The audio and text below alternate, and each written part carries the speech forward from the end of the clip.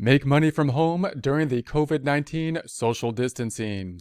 We're going to talk about some kind of common ways that you can make money online from home. There's going to be a lot of information if you search and dig into these items. However, you'll also find a lot of stuff which I would think is kind of like junk, where you'll see titles like, make $10,000 in a day, just starting out, or make $1,000 a day type of title. So it's hard to decide what to trust when you're doing research on these items. So I've been working from home full time for 2 or 3 years now. I thought it might be worth going over some of these items, some of these platforms that are often used to make money online. My principal way to make money online is through teaching courses and content information. And so I do make, AdSense revenue, and then I make revenue from course sales on various platforms. I'm not going to be discussing that right here. However, I'm going to look at some of the other types of platforms because the course investment is usually something that's going to take a little bit longer for a return. So I'm thinking at this point in time, it might be something that people are looking for kind of a more immediate return, and that'll be a way to get some kind of feedback a little bit earlier and get used to some of these platforms, and then maybe work into some things that might take a longer time to return, such as, course creation and things like that. So we'll take a look at some of the more common, or some common ways that we can get a fairly quick turnaround, and the platforms that are typically used. We'll talk about tutoring platforms that I've used, and then Upwork and Fiverr. So here is the tutoring site I'm going to take a look at. I've worked with Varsity Tutors, and then we have Fiverr. Here is a website that you can take a look at, and then Upwork is a website to take a look at. Now, the reason I've grouped these together is because they're kind of similar in their nature, although they focus in on different areas. And that is that the platform is looking to basically be the middle person between you and the person you're going to be dealing with. Obviously, with tutoring, they're going to be looking to be the middle person, and therefore get some fee to be the middle person, the exchange, the connector between you and the student. Fiverr, you're going to have a client, kind of like an employee-employer relationship, but it's a contractor type of based relationship. And so again, they're going to be the go-between. Same with the Upwork. So that's going to be kind of like the model with these three things. Now, the first thing I want to point out with any one of these are great tools because once you get a job, you can basically turn around, do a job, and get paid immediately if you do. Now, I don't mean you're going to get paid the same day as you do the work, but the system, these platforms process the payment pretty quickly, and you don't have to go through the collection process if you were to have to do it yourself to have a receivable to go out there and then go through the collection process, because obviously the platform will go through that collection process for you, and you don't have that employee type of information where you have to have the withholdings and all that kind of stuff, because they're typically set up as a contractor, as if you were a contractor for them. Things like, it would seem like it would take a lot of time to figure out and set up, but with the use of things like PayPal now, you can get paid online. You could take the money out of your PayPal account, put it in your bank account, and it works quite well. And most of the time, you don't have to be set up as an employee. You're set up as a contractor, therefore it's just a straight payment, and that's an easy process. The clear downside, of course, is that, if you were able to get the clients yourself for tutoring or for contracting work, then you can charge the higher price, and you wouldn't have to get the cut from the middle person, which is going to be the platform. So that's going to be the pros and the cons in general. So I'm imagining at this point in time, there's probably a lot of people that have, highly skilled areas, either in a subject such as tutoring, or that could be giving advice or whatnot, or doing work in some way, shape, or form, to consulting or some other work that they could sell out as a contractor to individuals. The problem, of course, when working from home is the connection. How do you connect? And these platforms are basically designed for the connection. Now, just realize that you could, of course, set up your own platform, and you're going to think about this, as you do these, and think about the cut that's being taken out. And you can do that. You could set up like your own platform, such as a website like this, and just say, contact me on the website. And then you can use something like a Zoom meeting, because that's all you really need, is to meet online, but also be able to display what you're showing for tutoring or for consulting type of work. That's basically all the platforms are going to be doing over here.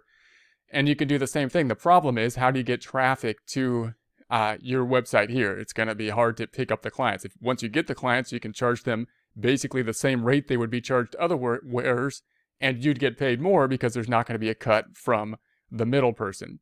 So that said, that's why it's usually easier than whether you be doing tutoring or some type of consulting work from home to work through the platform, because they're gonna be the one that basically markets all the information, and then they're gonna be able to send that information to you. So it's really easy to work with the clients. And plus, if there's any problems or anything like that, they often go through the platform. The platform basically handles that. So all that type of work will typically go through the platform, and then maybe later on branch out to your own website as well. Now, the other thing I want to advise on any of these platforms, just note that as the internet grows, what happens is you'll see there's these networking kind of effects, meaning the companies that survive have the larger network. So, for example, if you're talking about a Facebook, another competitor can come in and possibly have a better platform, of course, than a Facebook platform, and might have a different angle, a better angle in some way, and it would still be almost impossible for them to get into the exact niche or market, because Facebook already has the network. They got all the people are already on and used to the platform. So once people are on and used to the platform and it becomes like the standard, then these platforms tend to get a monopoly of certain areas. So obviously, like a YouTube, it's pretty difficult to compete with a YouTube in that same area, or something like a Facebook and whatnot. So the same thing happens with these type of platforms. So if you're talking about teaching platforms that are public teaching platforms, or if you're talking about these middle person platforms as well, especially with like Fiverr and Upwork, like people already know these platforms. If you work online and you're trying to contract with people and you're trying to get people to do like computer skills or get people to do consulting skills, these platforms are well known. It's going to be difficult to go to other platforms. Now, why do I say this?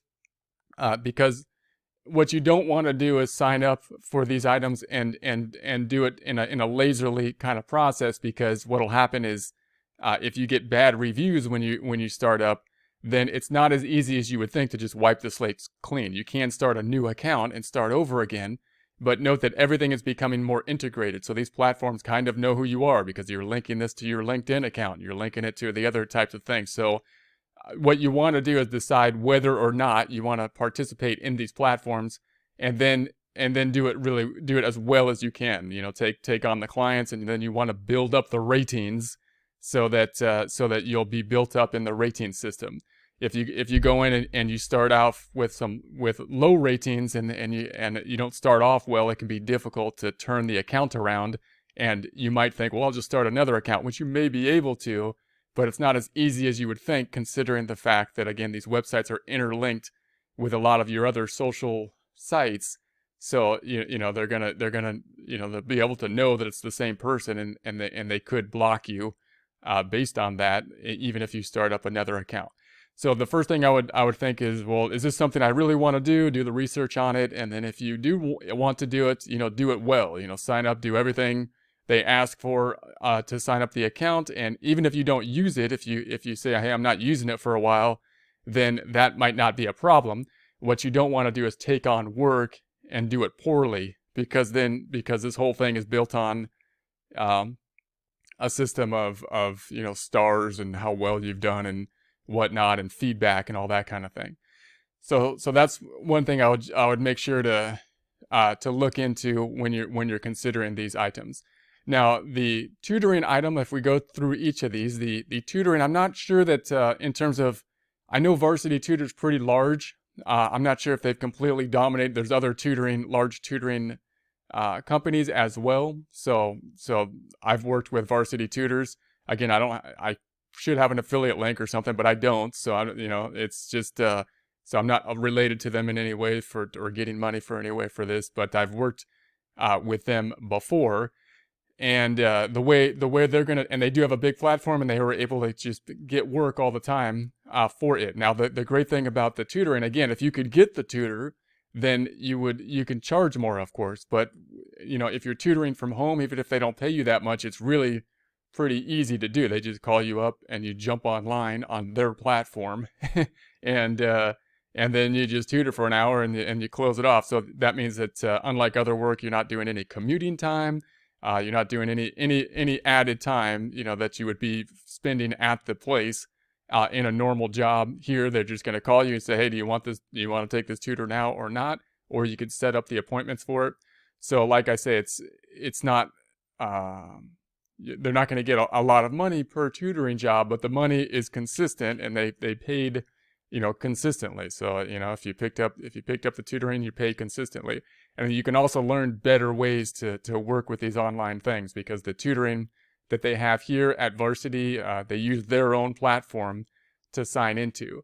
And their own platform is going to be similar to something like a Zoom, which is something you can experiment with, which is like a free platform that many teachers and many meetings are using now. So it's good practice if they actually pay you to, if you get paid anything during this time, and you don't have any, to learn these platforms and how to use these teaching platforms, then I think that's a useful use of your time. And as you do that, then you can build up your skills and possibly be able to pick up a few clients. Again, what you want to very, very, very careful with all of these is your temptation is going to be, should I want to pull this person off the platform and get them onto my platform, give them my website and my URL to work with Zoom.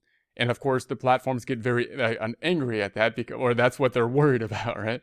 So the reason they're going to have you connecting and talking between their platform is because they typically do not want you to put your email. So if you put your email on their platform, saying, hey, contact me and we can do something, then they're gonna, they're gonna get mad. It's probably against their terms. It's almost definitely against the terms. So again, what you really want to do is build up your clientele here, learn everything from here, and then run your platform parallel, so that and then do your own marketing over here as you perfect your system, and then you can do your own marketing over here. And you're not trying to pull from from the tutoring platform over here, because that could get you in trouble with the platform, but rather, doing your own tutoring, possibly through a YouTube channel or your own kind of blog, pulling people into your own platform, and then you can use the tutoring platform to try to mirror, what you would need for good tutoring, right? Which means you need a good platform, and you need a connection, which you can do basically free with something like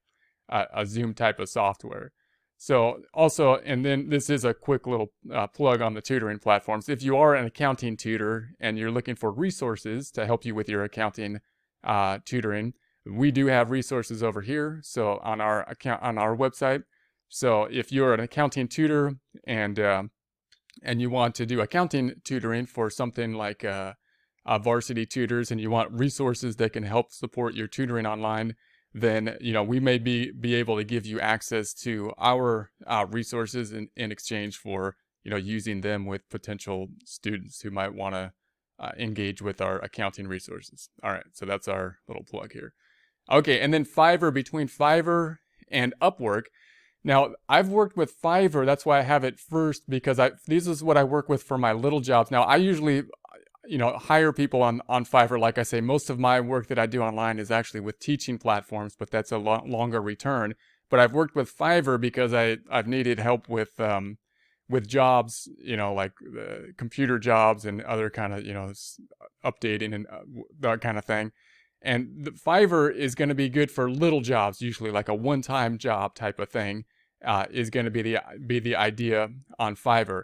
I've used other websites that don't have kind of like this middle person setup, because if I'm going to have a long-term job, like Upwork is usually set up more for a long-term job where you're actually going to be working with people for a longer period of time, a longer project, or have multiple jobs with them. And if that's the case for me, I'd like to go outside of the platform entirely. So I try to, if I'm going to hire someone as a contractor and have an extended relationship, I try to hire them where I'm not on the platform. So I don't have actually a lot of experience on either side of Upwork. However, I think Upwork's a really good place to start off. There's a huge network of people on Upwork. So if you have a skill such as teaching or something like that, they're really big on computer skills, of course, as well. But any kind of even consulting and that kind of stuff is all, writing types of things. There's a ton of things online that are going to need writing for like blogs and whatnot.